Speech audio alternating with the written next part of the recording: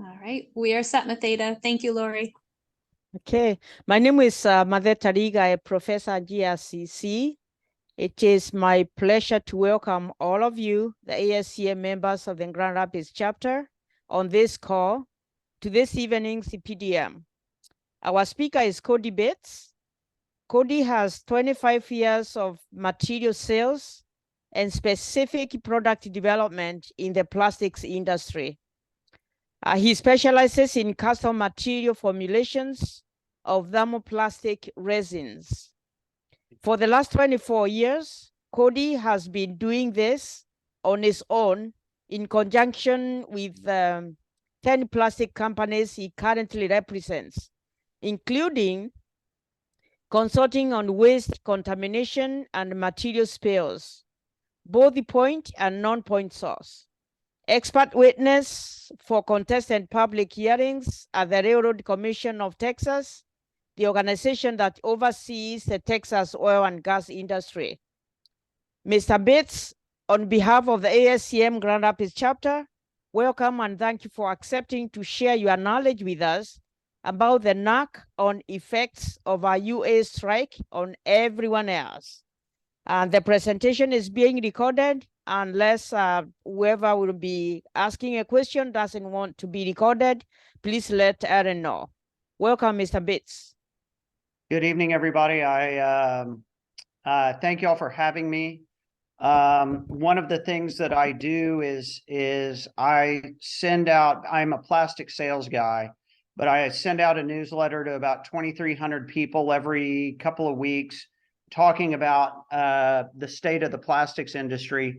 But more importantly, I have a section in there that I call, other important things, where I go into everything from economics to oil and gas prices to foreign events to wars to how everything affects what we do.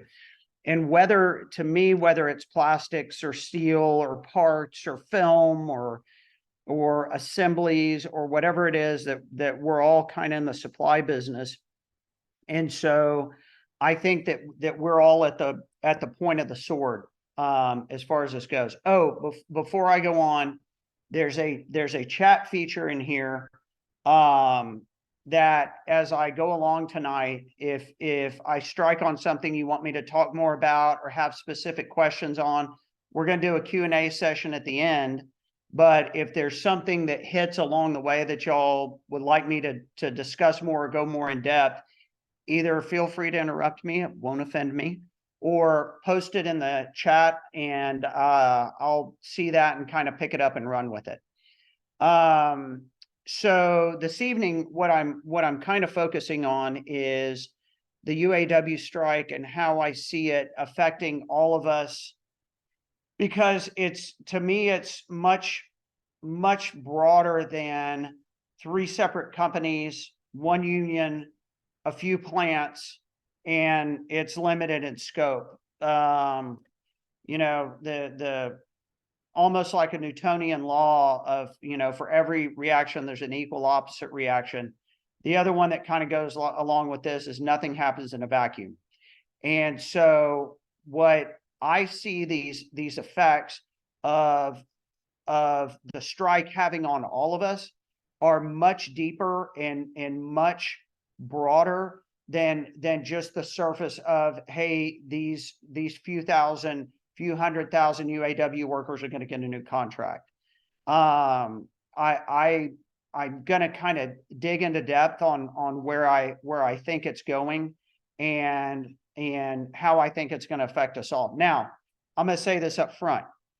I have no idea how long the strike's going to last.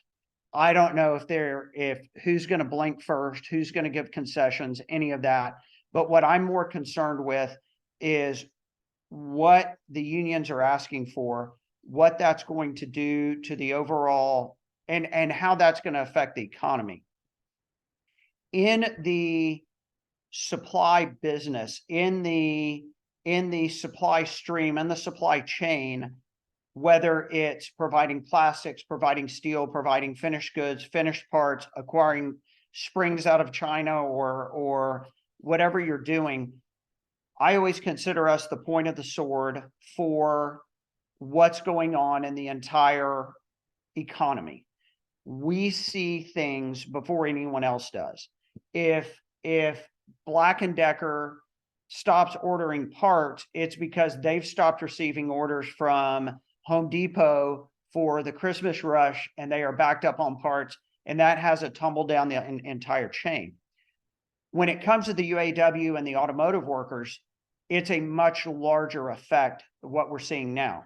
So I read a statistic recently that said that the automotive industry touches 5% of the workforce in the US is either directly or indirectly affected by automotive, whether they're in it, whether they're just part of it, whether they're supplying it, whether they have a restaurant that's down the street that feeds auto workers, whatever it is. And so 5% of the economy is a huge thing. And so what we've gone on here is we've got a group striking for their rights, but more importantly is what's happening as they strike, I think, in the larger economy. So you've got 5% of the entire nation that's going to be directly affected by these strikes in some way, whether it's not receiving tips because the automotive folks aren't buying food and tipping their staff, whether it's me not being able to supply a particular plastic to a tier 2 who's supplying a tier 1 who's not getting orders from the OEM. Whatever that knock-on effect is, because of that, people stop spending money. Okay. The UAW, I believe the number I heard, and I could be incorrect, was they've set aside $500. They've got enough money to pay the union workers $500 a week for 11 weeks if all of them go on strike at once. And right now those strikes are targeted. What that means is someone who's used to earning a lot more money than that is not going to earn what they were earning. They have effectively stopped spending all of their disposable income. They don't have it. It's going towards rent. It's going towards car payments. That's not going to be happening right now. And as our economy is coming out of the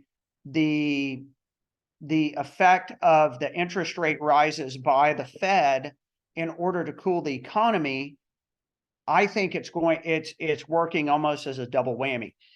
And the reason I think that is because when you think about what the Fed's job is, when they say cooling the economy, what that means is too many people are employed, people are making too much money, and they're spending too much money on goods and services. Thus, if you're buying something and someone's willing to pay more, that higher price, that inflation, that's what inflation is. Okay. So when the Fed says we need to cool the economy, we need to get inflation back to 2%, and the job market is too strong, what that really means in English is that they want people to lose their jobs. They want people to not go spend money. They are making it more expensive by raising interest rates for all of us on our floating home loans, on going and buying new vehicles. So that's being cut back, on spending on housing to cool the housing market down, which when the housing market cools down, you lose workers in construction, you lose sales of nails, you lose sales of plywood, you lose sales of 2x4s. And all of that helps cool the economy down and bring prices back into what they want. Now, what they try to do is engineer a soft landing, meaning they want things to slow down, but not too much to where the bow breaks and we go into a recession where our gross domestic product growth turns negative. The amount of goods bought and sold in the entire economy shrinks for 2 consecutive quarters. If we have that, that's considered a recession. So what they try to do is it's a very delicate balancing act where they're trying to squeeze it down where it just gets down close to zero, but not negative, and ride it out to where things start to slow down, prices start to come down, a few more people lose their jobs, they get comfortable, and then they're able to start lowering interest rates again. Okay. Now we don't, I may look old, but I'm not that old. We don't have interest rates like we used to back in the 80s when home mortgage rates were 18%. You could go get a CD for 14% on your money. That's not where we're at right now. The prime is at 5%. CDs you can go get at 6%. In mortgages are 8%. Well, that sounds horrible coming from where we were, but in the grand scheme, it's not that bad yet. The Federal Reserve met today, and what their statement was, it came out today, is they said, we're going to hold rates here. We're probably going to have a rate rise, another quarter point at our next meeting, and we're probably going to hold rates where they're at for longer. Okay. Now, whether they took into effect what's happening with the United Auto Workers and their strike or not, I don't know, but they certainly should have, and hopefully that factored in their decision, because here's why. They are starting to they're dampening the economy, start trying to get a few job losses going on, and trying to cool the prices. Okay. Well, our core inflation prices, automotive's come down, housing has become almost flat, food has shrunk down to 2% in the latest report. What's gone up is energy cost. Oil's at $90 a barrel right now. We're paying $3.25 for fuel here. In California, they're paying $6 for gasoline. Okay.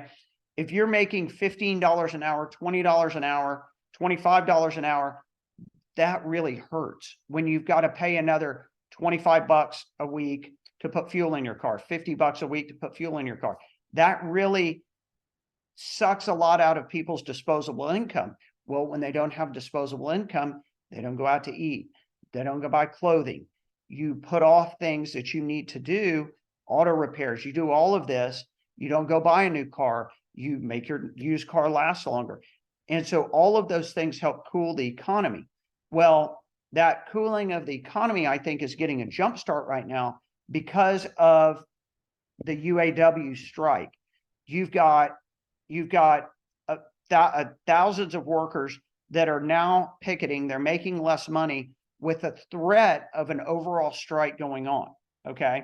So there's a couple of scenarios on how I see this playing out. All right. Once again, I don't know which one. I'm not smart enough to figure that part out. What's going to happen is the United Auto Workers have some pretty high demands. Okay. They're requesting 40% pay increase over 5 years. And y'all are up in the middle of this. Y'all know this way better than I do. But 40%, which compounded, is going to come out to about 45% pay increase over the next 5 years, and then getting paid 5 days worth of work for doing 4. Okay. They want to go to a 32-hour work week, but get paid for 40 hours. Well, that's got some interesting knock-on effects if all of that goes through. It never all goes through, but if that were to all go through, suddenly the price of your cars are going to jump significantly. Okay. It's going to just cost more to go build a vehicle. And that's going to be annualized in the cost of new cars. Well, that figures into inflation. That figures into the core index that the Fed's looking at. And that means they're going to have to hold rates even longer than what they want to. Okay. So the corollary to that is one of the other scenarios is they don't get anything that they want. The big three dig in their heels and they hold off, and they don't give in on the big pay increases. They're going to give some, but they don't give in on the big pay increases, and they don't give in on the 4-day work week, which I really don't see how they can do that anyway from a productivity standpoint, but that's up to them. There's also a bunch of talk about cutting back on the flex workers, on the temporary workers, what that's going to be defined as, and how those people can be folded into more permanent, higher paying unionized jobs. As all of that transpires, the costs go up. The economy is going to be hit for longer, because I do believe that this strike is going to drag out for a while. I think that's going to stretch out on the order of weeks, potentially months. And we've never had a situation where the UAW has chosen to negotiate all three contracts at the same time. Usually it's Ford, usually it's GM, usually it's Chrysler, Stellantis at one time. Now they're doing all three. And by doing that, they're tripling the effect. It's almost a nuclear option. Okay. So from that side, I see it dragging the economy down for a longer term and potentially making the Fed lower rates faster. Because I think as the numbers from the strike come out and the effects of that strike, we're going to see sharper drops in income, sharper drops in spending, sharper drops in GDP. All of that is going to occur. But the problem is most of that data is going to come out 30 to 60 days after the effect has already taken place. So when in a situation like that, the Fed is often tasked with playing catch up. Okay. So if the economy starts to take a hit because of the strike and the Fed has these meetings that come 60 days after that starts to take effect or 90 days after they can really see and digest that data, then we may already be triggered towards a recession before that happens. I see this as a much larger problem and potential economic problem than I think what most people are realizing. I'm looking at it on more of a macro scale. For instance, when I talk to plastic suppliers, what they're seeing is they saw a pretty good buildup of parts over the last 60 to 90 days, pretty robust sales into the injection molders, the extruders, the blow molders, making parts for automotive. They were kind of doing a buildup and trying to get parts into the plants and try to get at least those. They would rather be sitting on receivables than inventory. So they built inventory, sent it to the plants. Now they have receivables and now they sit and wait to see what happens. So as these plants are shut down, there's no orders coming out. There aren't any orders coming out. There's not a big demand for resins in the automotive industry. So what does that knock-on effect to do? So you take folks like compounders who take glass fiber and put it into nylon, and then they send it to the automotive plants. I know some of those guys that are already down to working 3 days a week because they don't have the demand to fill their supply chain. And this literally has just started. So they're down. The metal suppliers are going to be down. The chemical companies are going to be down. The vinyl companies are going to be down. The companies producing tires are going to be down. All of these companies are going to slow way down, and we're seeing it. We're even seeing it overseas. And you've got major chemical companies that make plastics that go into all sorts of automotive things, and they have a fixed cost per month, and they take that fixed cost and their overhead and they put it across their entire product line. We make 100 million pounds a month, and our fixed costs are 10 cents a pound across that entire product line. So what happens is they start selling less and selling less and selling less. Well, when they sell less, they have to go buy market share. Their prices come down, which is what we've seen. And that entire spectrum of their overhead gets split over the half of the material they're still producing. So they're not producing 100 million pounds a month, they're producing 50 million pounds. And now their overhead's gone from 10 cents a pound to 20 cents a pound. So they start layoffs, they start shutting lines down, they start going through those processes, which they've already begun to do. And in the past, when China was growing at 7 to 10% GDP growth every year, China was a bleed off. China could take material. China could take parts. China could take stuff that we didn't need here in the US. We could ship it overseas, and it was being gobbled up. Well, China's not doing that right now. And the Chinese economy is in horrible shape. One, because their exports coming to the US are way, way down because demand in the US is way down. And two, their internal demand is horrible. They've got a huge property building boom that has gone bust. Their big property companies are horribly indebted. And that's all coming to roost right now. And so China is no longer the bleed off valve for materials going to Asia, we could make materials go away over there. That's not really happening right now. And so you've got rising oil prices, which most of the world uses oil as a backbone to make plastics. And you've got that affects across all energy sectors. Okay. The cost of your electricity, the cost of your transportation, the cost of your shipping, the cost of all of this. And we've seen those effects here with, for instance, Yellow Freight, a transportation company, went out of business recently. They controlled 8% of the freight market in the US through their main company and their subsidiaries. 8% of the trucks traveling over the road, hauling the stuff that y'all buy to your plants or y'all's plants sell and send out is suddenly gone. And it was just a blip on the radar. And that's because the overall business in the US is down so much.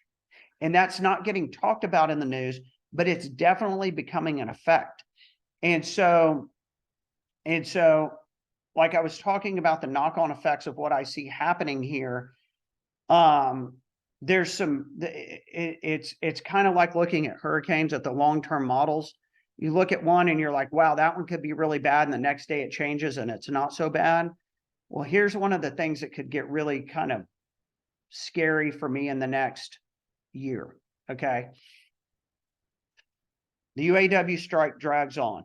The economy starts to really falter. The Fed realizes it and starts to cut rates to try and keep the economy going and have a soft landing and not a hard crash. Okay. That's their job, is to try and do it. When they start cutting rates, the world starts to look at the United States and say, hey, what's going on? We don't really trust the US dollar like we did. And the US dollar is a reserve currency for the entire world. All the oil and gas, or 95% of it that's transacted in the world, gets bought and sold for US dollars. If South Africa is buying oil from Saudi Arabia, they pay in US dollars, not in South African rand. And so as our dollar starts to falter, it becomes worth less. Everything gets traded, and the energy gets traded in the US dollar. Suddenly oil jumps from 90 bucks a barrel to 110, $120 a barrel, not on anything else other than the weakness of the US dollar. So suddenly we go from paying $3 to $6 for our gas to $4 to $8, okay, or $5 to $8, and we get up in the high fours, and people really start to constrict what they spend. You get a lessening of the interest rate. People start to go buy again. They start to go spend. Money starts to flow again. Suddenly we're back to an inflationary cycle where we're spending money, we're buying stuff. These plants were idled. We can't get the steel we need. We can't get the springs we need. We can't get the plastic we need. We can't get the assemblies we need. So we're willing to pay more for it. We're willing to go buy new equipment that we've been putting off from financing it at a higher interest rate to a lower interest rate. The banks loosen their monetary policy a little bit, and they'll start lending money a lot more. The housing market picks up. So I see this as a potential yo-yo cycle that we're starting in. This strike kind of kickstarts that cycle of going down. We have a sharp drop. The Fed comes in and tries to flood the market with money to try and get it started again. The world loses faith in our currency, prices spike, everything spikes, and it's a vicious yo-yo cycle. It's happened before, and I think there's a real potential for it to happen again. Something else that hasn't been talked about very much is a lot of us out there have student loans. I know we've got a bunch of students here on the call today, and some of y'all have some debt y'all have accumulated. Well, everyone else that came out like y'all are, they've accumulated that debt, and those payments have been deferred because of the pandemic. Those deferrals are running out next month if they don't get extended. Suddenly people are going to have to start making that payment again. And so that's going to cut into what income they were spending and what free money they had to, their free cash flow that they had to go out and spend in the market. And so that's going to be pulled off and be another hit to the economy that I don't necessarily think is being factored in by most folks right now. We're coming up on an election year. The spin is going to be from both sides of one side's going to spin the economy is great. Here we go. Things are good. Things are really good. The other side is going to spin the economy's terrible. We can't do it. I'm not getting political, but those spins are coming up, and those are going to have some real effects on the sentiment of the U.S. consumer. They're going to have some real effects on the sentiment of the companies that we all work for. There's kind of a general rule. There's some general economic rules that happen normally across all sectors, whatever it is. Orders for new goods slow down in November and December. Orders slow down. The Christmas buy's already been done. The orders for plastic slow down. The order for steel slow down. The orders for drills slow down. Everything's done. It's all in the stores. We're going to sell what we're going to sell. Things pick up in January and pick up again. Prices pick up. It's just part of the cyclical thing that I've seen over the last 25 years. So one of the things that I think we're going to see coming out of this is generally with an uncertain political environment coming up surrounding the elections in 2024. No one knows what's going to happen. No one knows who's going to be in office.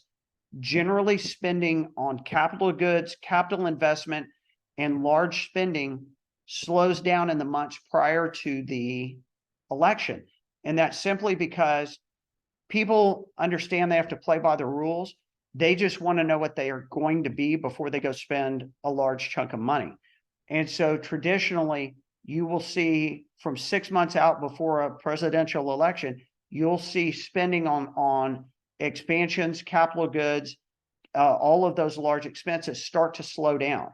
And so if you've got a strike that's dragging out for a few months into the beginning of next year, the news is being spun. It's horrible out there by one side. It's being spun. It's great by the other. You start to see a slowdown in expansions. You're going to have a really tumultuous time in trying to settle everything out. And like I said a minute ago, one of the things that drives the economy and drives what the consumer price index is set on and what the rate of inflation is the cost of energy, the cost of oil, the cost of natural gas. We're going into El Nino year. We should have a cold, wet winter in places. That's probably going to drive natural gas prices up. We've got Russia has got restrictions on them. They figured out how to get around it on oil production, but they've cut production, and the Saudis have cut production 1 million barrels a day each in oil production, because unlike here in the United States, those countries own their own natural resources. So when they go sell 10 million barrels a day and they're getting $80 a barrel, that's great. But when they're getting $90 a barrel, they make another $100 million a day. That's real money. And so they look at it and go, we could put more oil on the market and cut the price of gas to consumers, but we're making another $100 million a day. They don't necessarily want to do that. They're not going to do that.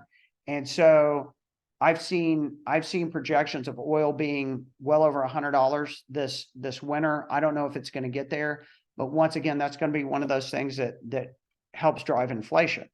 On the purely automotive side, we still have not caught up for the number of vehicles that we need to produce in the US per miles driven. There's people that love statistics. I'm kind of one of them. And they look at the number of miles driven per vehicle and use that kind of as a linear equation of, okay, people are driving their vehicles longer, more miles. The replacement cycle is coming up. We have not caught back up from pre-pandemic levels to the amount of vehicles that need to be sold in order to stabilize that number. We're wearing our cars out more. We're keeping them longer. We're buying more used cars. We're extending the life of those cars, which is good in the short term, but long term, it's not necessarily sustainable. So we've gone in at lower numbers. They were ramping up at lower numbers than normal for the production of automobiles in the US. And now we've had the strike that's taking out a Stellantis plant, a Ford plant, and a GM plant. Okay. Those vehicles, that production can't be made up quickly once the strike is over. So that's going to prolong that cycle and prolong that depression of not as many cars sold, not as many mouths fed, because every car that comes out, people get paid to make it. There's an earning made off of that car by everyone, from me selling the plastic to many of the people on this call helping the supply chain do it, to the dealers, to everybody. That's not going to be made up quickly. And the elephant in the room also is that right now we're at a limited strike. Okay. The UAW has circled the wagons and said, we're going to go after all three at once. We're going to try a general contract to start. And if they don't like what they're getting, they can expand the strike. And expanding the strike really ratchets it up, because it's not like you can't go, you're not able to go buy a Jeep, so you go buy a Bronco or a small GMC crossover. That's not going to be an option. And so that is really going to put pressure on.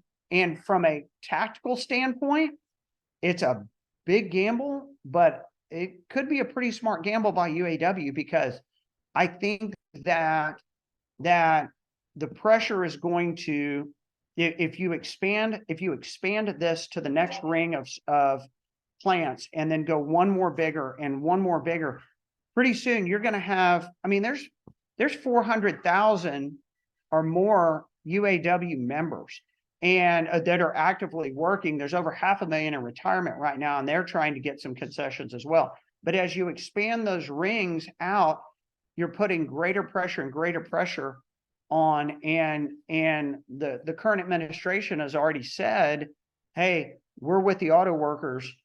We want them to get the best deal that they can. They haven't come out and said, necessarily the way that spun to me is the big business is going to yield. And so I think that's some added pressure that it's going to create some real issues. It's going to create some real constraints that we haven't seen, because it's all three of the big ones. Okay.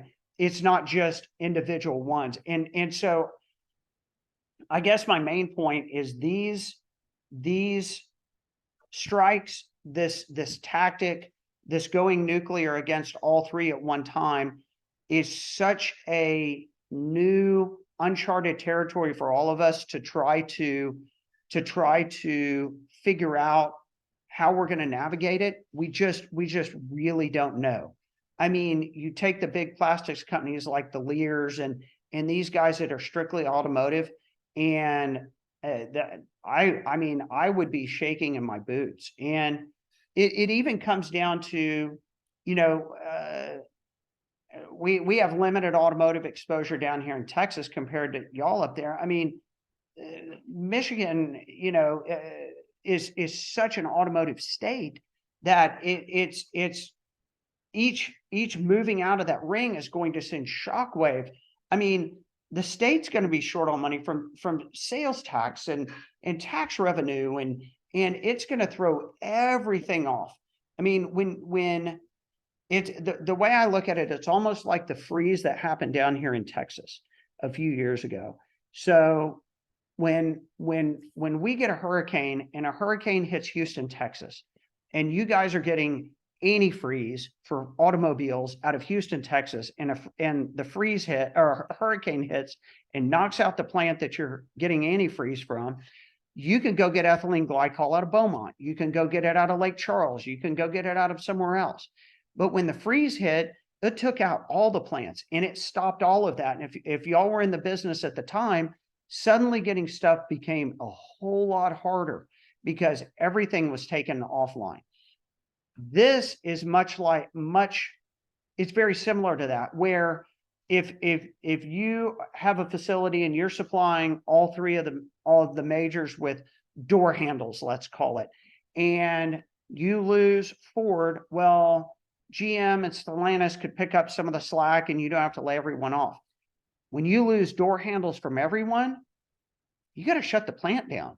You've got to lay people off. You have to furlough people. You have to conserve capital. You have to not go buy things. You have to delay expansions. You have to put off everything you possibly can. And it's scary. And I mean, I don't mean to be the fear monger, but I always like to say when I'm doing this, I try and look around as many corners as I can. And there's a lot of corners in this one with all three of the big ones having the strike against them right now. There's corners right now that no one's ever seen around, and no one knows what's going to jump out when you look around that corner. So it's kind of has an interesting effect in that way that we don't know. You couple that with the Fed, who's trying to cool the economy and make people lose their jobs and make people pay more interest on their credit cards and make people who have variable rate loans pay more and make it harder to reset things and make the lending criteria tougher. All of that coupled together with this strike is, I talked about it could be minor, it could be major. The major is almost a perfect storm. Now, I expect it to settle somewhere in the middle, and I hope it will. And, I hope a lot of people come out of this better off with a better quality of life. But I also hope that my $50,000 vehicle that I'm going to go buy doesn't cost $75,000 next year because of how much how much increased cost there is in vehicles. What it will also do if that happens is it's going to shift a lot of purchasing of vehicles to non-union shops, Toyota, Kia, the German companies. Those companies will pick up a lot more market share because dollar for dollar, their automobiles will be a lot cheaper, which once again is going to hurt overall because you won't get the expansion, you won't get the market share, you won't get the number of vehicles built. You go build a Suburban and a bunch of workers make money off of it because they put their hands on it. You're going to roll less Suburbans, less trucks, less everything off the showroom floor because it's going to be more expensive. And I'm kind of concerned about that. So I hope that didn't bore everyone. That's kind of my general take on it. I'd love to field some questions from y'all about particular issues or things. So feel free to fire away.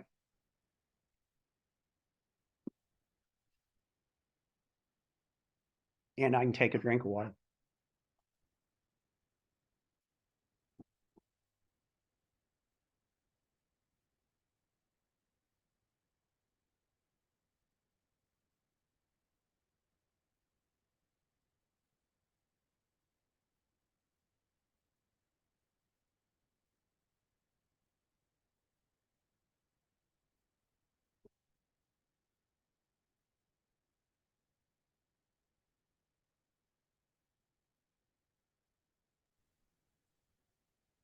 Chat message question for you. Okay. Let's see. Hang on. Chad says, do you see any positives about the economy right now? Actually, I do. What I do see positive about the economy is the productivity of workers per worker has gone up. I also see, because of it's the right way to say this. When I got into the plastics business I'm really going to age myself, in the late 90s, we probably had twice as much production of parts of plastics in the US as we did in 2003.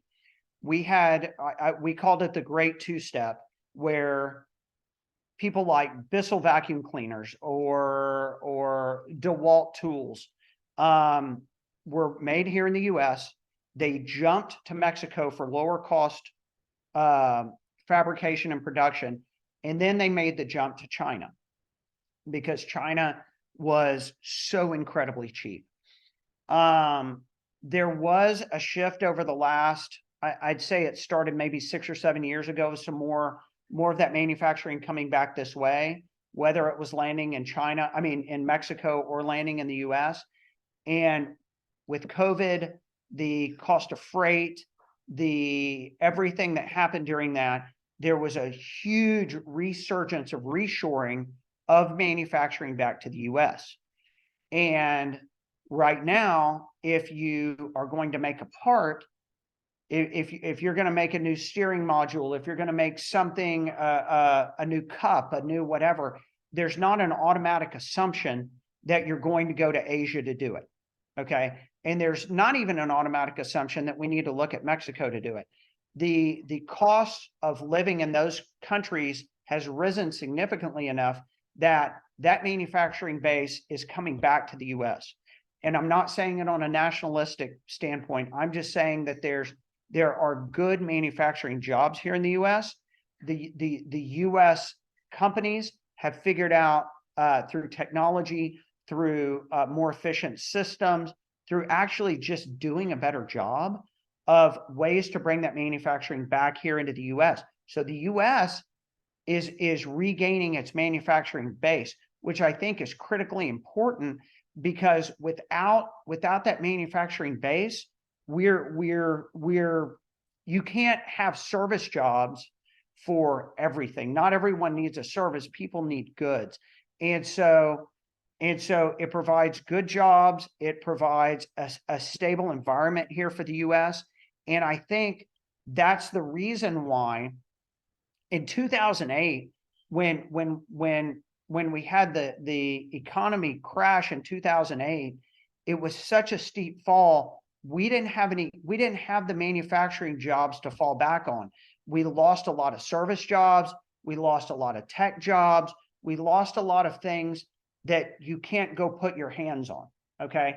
But now I think the way that that the Fed is able to help engineer that softer landing is that we are making so many more things here that it's allowing us to use manufacturing as a buffer and not, it's real easy to go cut a bunch of bank jobs when a bank fails. Okay.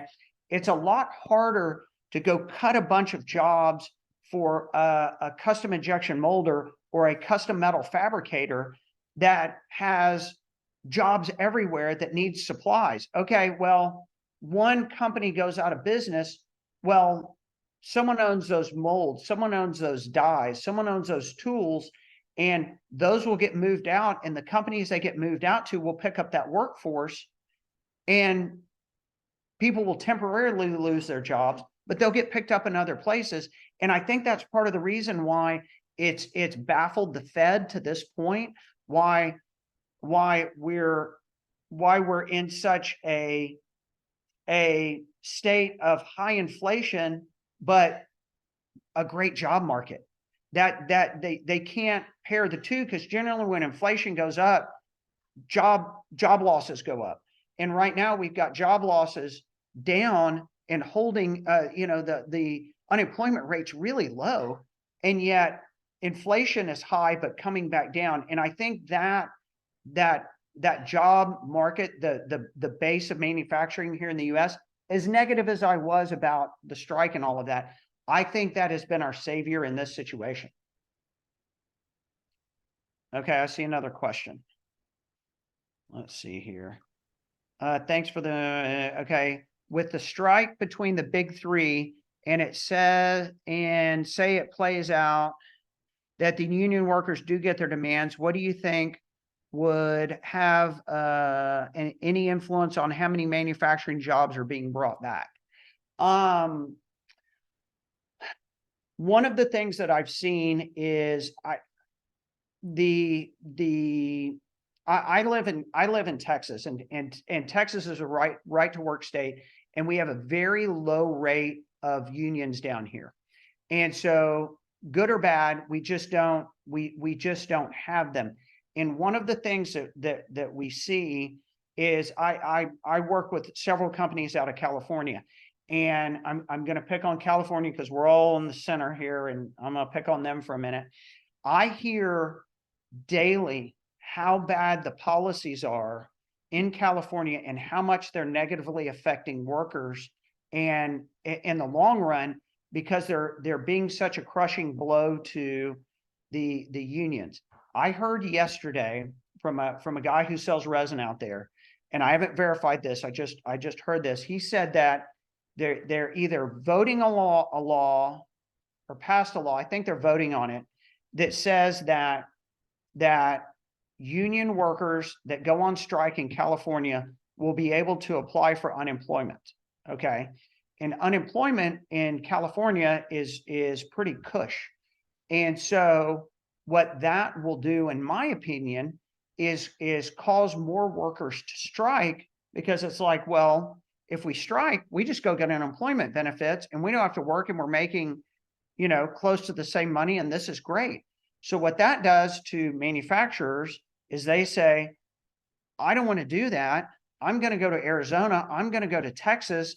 I'm going to go to these states that don't have those type of policies, where I can set up, I can pay people less. I don't have the overhead. I don't have state income taxes. I don't have any of this other stuff. And it's happening. Texas has drawn a ton of jobs and a ton of manufacturing out of California over the last 5 years. And so I think the jobs will come back. I just think they may look different. The unions are pretty entrenched in the big three, and I don't think they're not going to get out of the big three. I think that's just a fact of life. But I think those that supply the big three, I think like we have a big Toyota plant in San Antonio. I think plants that are non-unionized are going to continue to do everything they can to stay out of it. But I think that is going to unfortunately drive more jobs out of Michigan and Illinois and Ohio and New York and California, and push them to states that don't have those kind of policies. So, all right. Okay. What keeps you working in the plastics industry? Well, it's a very widespread market. Doesn't a larger market mean more fires to extinguish? How does one stay afloat in such challenging times? I look at it like the pyramid theory. I'm lucky. I've been in the business 25 years. I've got a lot of customers, and I've got a pretty wide base of business. Speaking from a personal standpoint, I'll back up a little bit. Right before the freeze, right before we had the freeze a few years ago, the economy was just booming, and plastic sales were through the roof. Demand was incredible. Inflation was going up. Everything was just, the economy was on fire. We had the freeze, and it shut down so many plastics plants that plastics got in short supply. And during that time, I was able to broaden the base of people that I supply to, and I was able to be able to go and make a little bit off a lot of people rather than a lot off just a couple of people. And those, even my good customers, their business has slowed down significantly. I would say that most of them are down in the plastics manufacturing and injection molding side. I would say on average, they're down probably 40% this year, maybe more. But I have a pretty diverse base. So that has helped, spread me out. Now, when the economy does turn, which it will, it always does, rates will get fixed, the inflation will get fixed. I should be sitting in the catbird seat and you'll see me doing this. But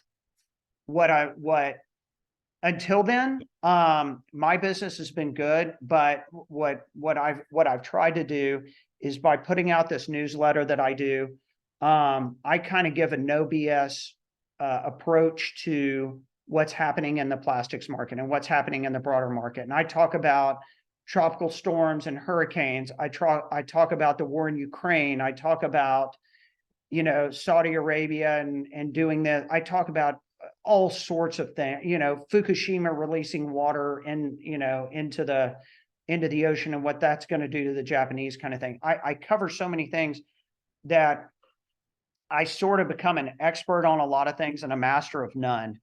And so because I've set myself up in this position, a lot of my customers look at me as an expert, which after 25 years of anything, it's the 10,000 hour rule. You do anything for 10,000 hours, you become an expert in it. And I've done that. I've designed materials. I've gotten people out of jams. I supply resins. I find things. And so I don't just say, for me, success has not come in, you know, how, you know, you need this, I'll get this for you. It's what do you need? How do I solve that problem for you? And when someone calls me and they say, I need this, and I say, I've got it, they know I have it. And they know that not just I have it in stock, meaning I have it, I can solve your problem.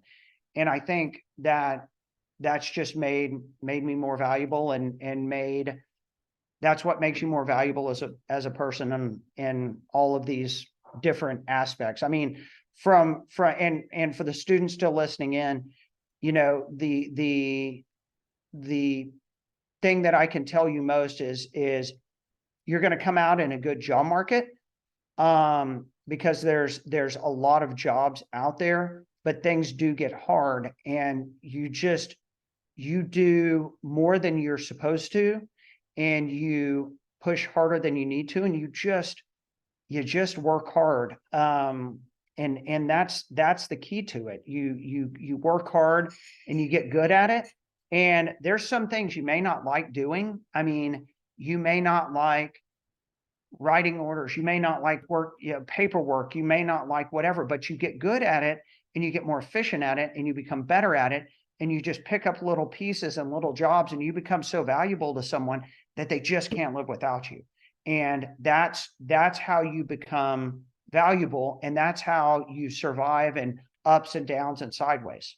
So that's what I've been able to do, and you know, hopefully it continues.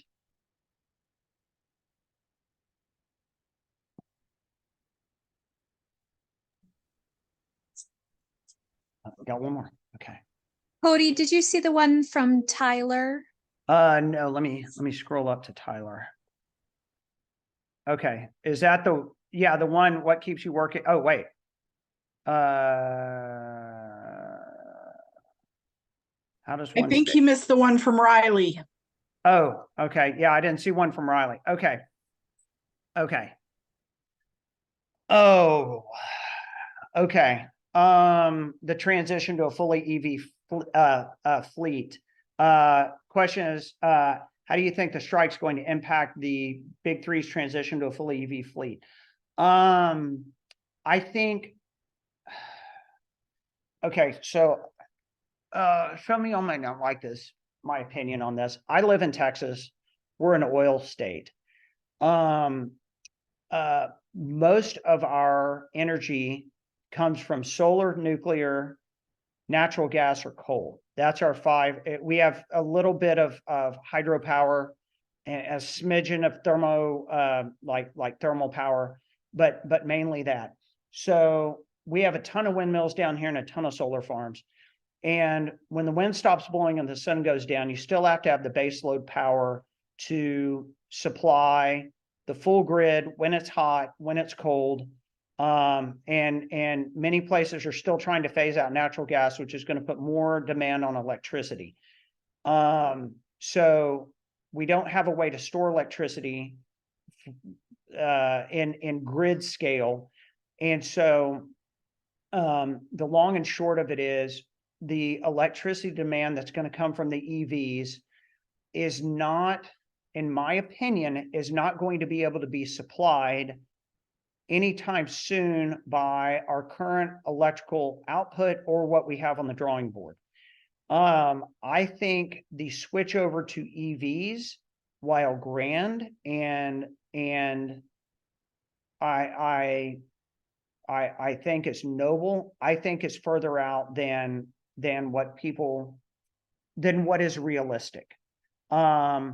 Until we get fusion power down, which can truly provide unlimited energy, and zero real nuclear waste, I think we're in a pickle by trying to switch everything over to EVs. I just don't see how it's going to happen. I mean, people don't want to produce more with natural gas, more energy.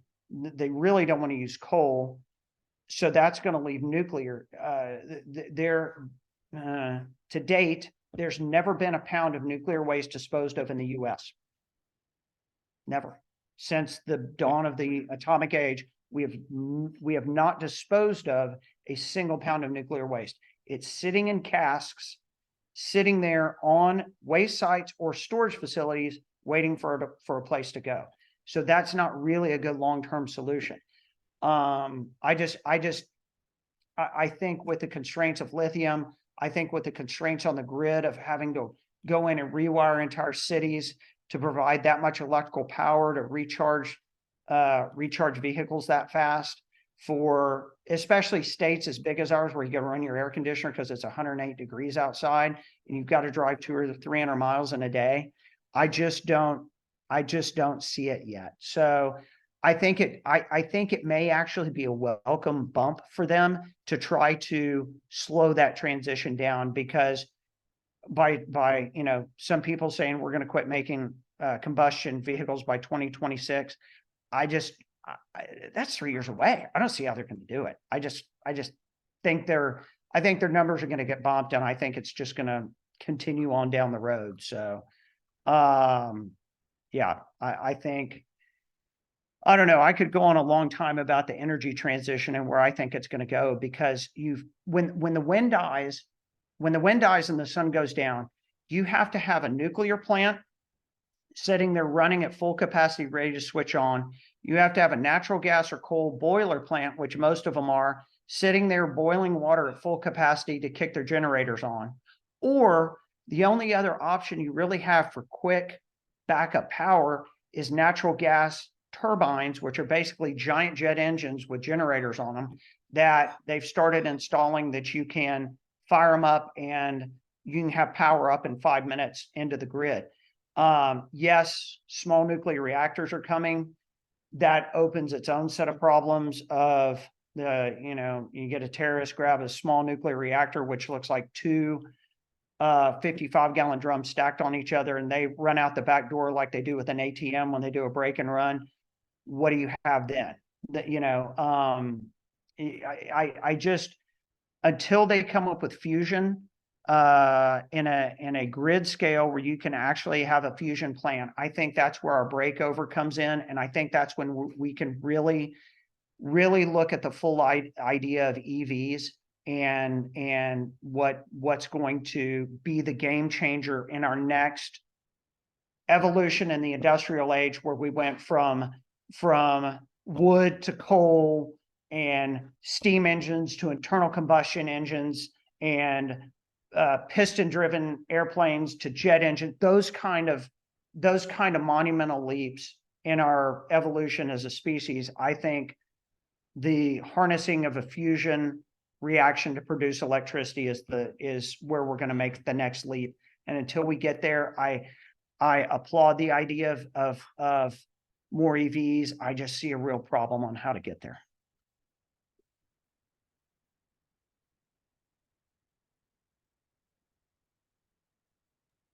Thank you. You're welcome. Anybody else? Anyone need me to bore you with something else?